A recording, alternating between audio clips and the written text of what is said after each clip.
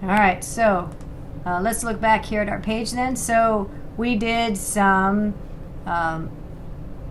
local storage. So I'm just going to put a little comment here so that I have it in my memory bank here or in my notes.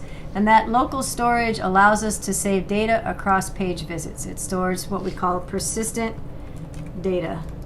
Data that doesn't go away when our browser is closed. Okay, super. So the next thing we need to do then is be able to get the data out of the browser if we needed to. So instead of having, our users aren't going to look in local storage, but our page might need to have it. So I'm going to comment this out temporarily so that I can see that this works. We already verified that the key value pairs are being stored. Now let's retrieve that and put it on our web page. So I'm going to, again, create a variable. I'm going to try and indent a little bit. Let stored data equal, and now we're going to use something back to, let's go back here just to remember. So if I go here to read data from local storage, so we local storage get item and use the key and then assign that to a variable. So local storage get item, and our key that we created was, what was the key that we created? It's right here, my game. So that's how we pull the information out. So my game. And so I'm going to just copy and paste in some code here so I don't have to type. And so after we do that, let's verify what we got out of our stored data. So let's go ahead and check. So I'm going to come back in here, put these two together so I can see the code and the results at the same time.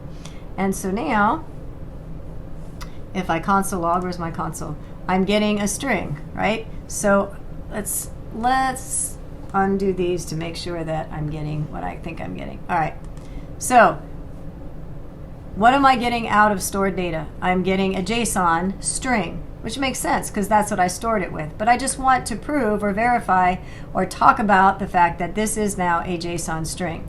So what we're going to do now is the opposite of what we did earlier. What we did earlier was we took an object and turned it into a JSON string. So now what I want to do is I'm going to take this JSON string and turn it into an object. And the reason is because I want to update my title with, say, Animal Crossing, right? But I can't do it as a string because I can't get into the string. We already saw that I can't do JSON string.title. I need a property in order to do that. And so we're going to then use something called parse, JSON parse. And I'm just going to copy it in here. So we're going to use the data that we found in local storage and turn JSON into a JavaScript object. So here, this is our the opposite of our stringify. JSON stringify turns an object into JSON. If I put my cursor over parse, it's telling me it converts a JSON object into an object, which is what we want to do. So if I console log parse data now, let me comment out my other console logs so I don't have so much console logging. So now what you'll see is that I've converted the JSON object that I read out of the browser. I converted it back into an object, and so now I can update my heading. At the very beginning here we had a variable called heading, inner text. So I'm going to change that. So I'm going to come in here, I'm going to say heading.inner text is equal to parse data is now an object, so I can drill down into the property that I want, which in this case would have been parsed data title. So let's try that. And so now we're getting Animal Crossing. So the point of this video is, first of all, to introduce ourselves and recognize the difference between an object and JSON, and JSON, which is down here, and being able to be comfortable with, and we will need to be able to do, utilize JSON stringify for us to turn an object into JSON.